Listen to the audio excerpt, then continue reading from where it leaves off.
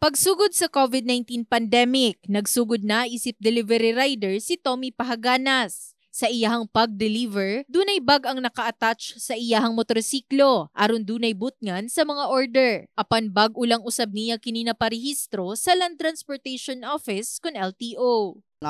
Kuha na lang yun, kinipod nga mga months nga na balita nga na lagi daw, nga kinahanglan na mga provinces nga modakop sila.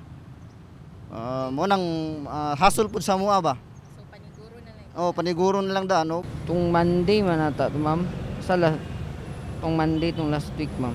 Wala matud pa nila nahuna-hunaan kaniadto nga magparehistro dayon. Baguhay lang nasampulan matud pa ang kaubanan ni ining delivery rider, rason nga nagparehistro na dayon sila. Ginadako pango daw siya kay bawal daw kay naka illegal attachment daw siya, pero as a citizen sunod na lang ta sa rules ug batas. Kuha na lang yun legal ng tanan, kuha na lang yun para ma-worried sa dalan ba nga masigdakpon mi og naay kanang mga sita-sita may nang kuang gyud kanang legal gyud dokumentanan kay para patas ang panginabuhi.